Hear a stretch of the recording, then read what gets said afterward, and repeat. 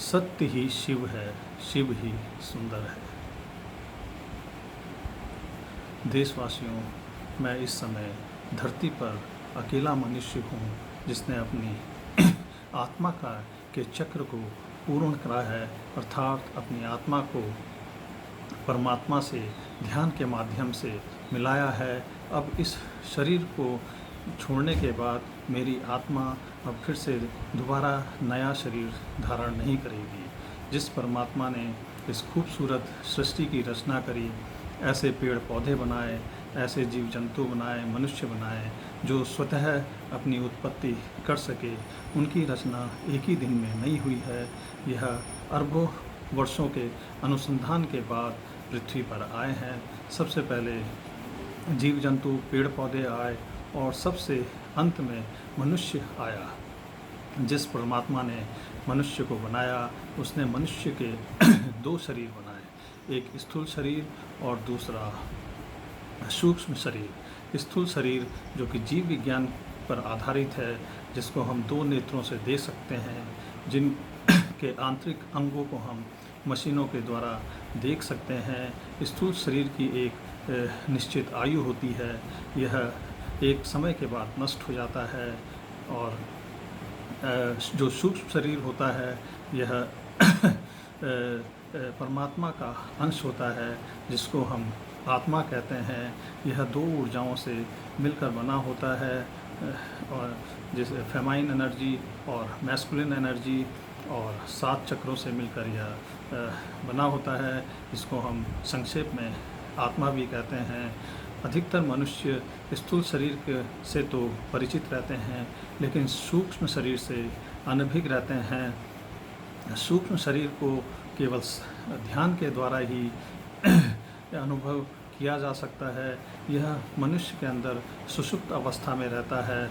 जब मनुष्य ध्यान करता है तो तभी यह एक्टिवेट होता है। यह सूक्ष्म शरीर जब शिशु माता के गर्भ से बाहर निकलता है तो यह मस्तिष्क के रास्ते शिशु के अंदर प्रवेश करता है। और जब यह शिशु बड़ा होता है और फिर जब इस शरीर की मृत्यु होती है तो यह सूक्ष्म शरीर उस शरीर से मुंह के रास्ते बाहर आता है। जब यह सूक्ष्म शरीर उस शरीर को छोड़ता है तो उस शरीर के कर्मों को अपने साथ ले जाता है, और उन्हीं कर्मों के आधार पर फिर से वह सूक्ष्म शरीर दूसरा शरीर धारण करता है। यह परमात्मा ने एक सिस्टम बनाया हुआ है। इस सिस्टम से हर मनुष्य को गुजरना होता है, और यह आत्मा तब तक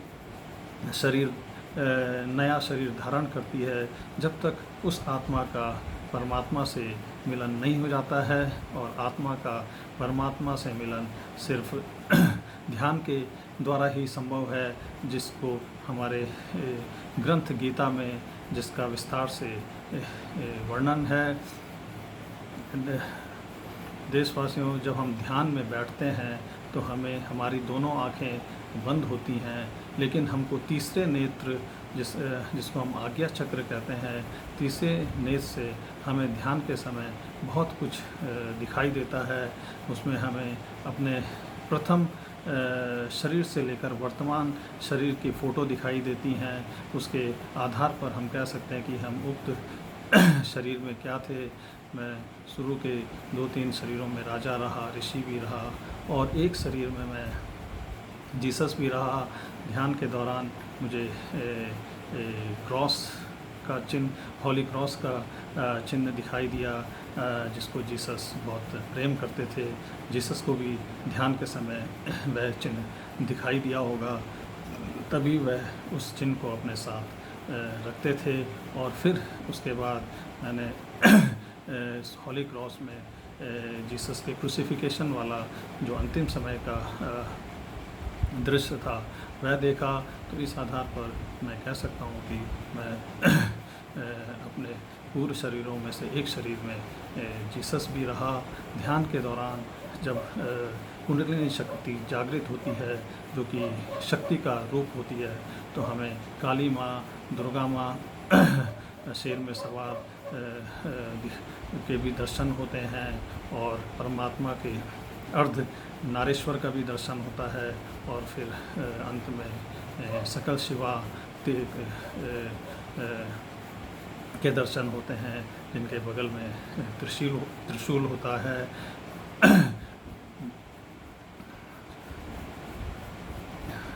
परमात्मा निराकार है, परमात्मा ऊर्जा के रूप में रहते हैं, और जो परमात्मा का अंश आत्मा है वह दो ऊर्जाओं से मिलकर बना हुआ होता है।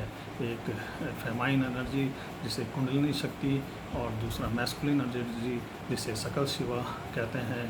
परमात्मा ने एक व्यवस्था बना रखी है कि स्थूल शरीर के माध्यम से ध्यान करते हुए हम इन दोनों एनर्जियों को आपस में मिला सकते हैं, और यही इन दोनों एनर्जियों का मिलन ही आत्मा से परमात्मा का मिलन है।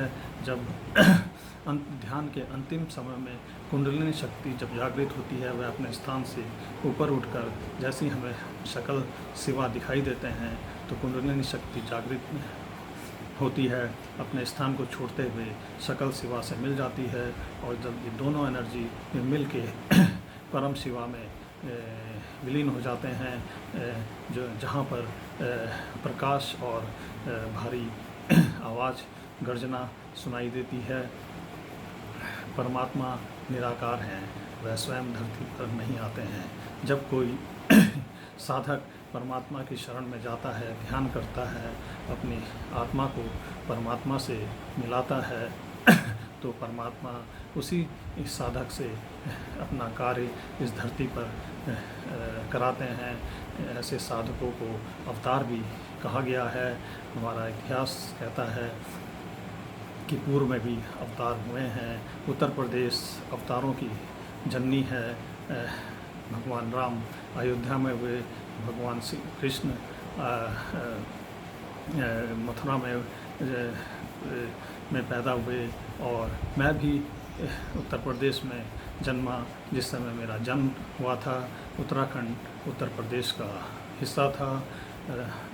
जितने भी अवतार हुए हैं, उन्होंने धरती में आसुरी शक्तियों का को ख़त्म करा है, और उसके लिए उन्होंने मनुष्यों की सहायता ली है।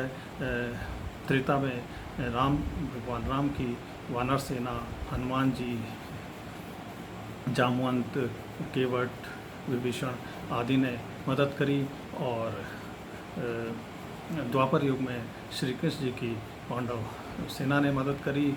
इसी तरह कलयुग में भी मैं भी अकेले कार्य नहीं करूँगा, और कुछ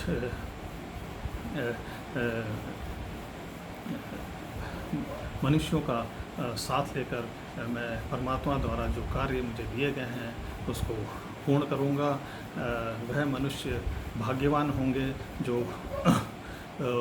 आसुरी शक्तियों को समाप्त करने में मेरी सहायता करेंगे। देशवासियों, अब कुछ दिनों के बाद मैं राष्ट्र के नाम संदेश दूंगा, और फिर उसके बाद परमात्मा ने जो मुझे कार्य सौंपे हैं उसके लिए मैं आगे बढ़ूंगा। मैं समस्त देशवासियों से आग्रह करता हूँ, जो भी इस परमात्मा के कार्य में सहायता करना चाहते हैं वह कर सकते हैं। परमात्मा ने सहायता करने वालों के कुछ चुना है। मैं भविष्य में उनसे संपर्क स्थापित करूँगा। जय भारत।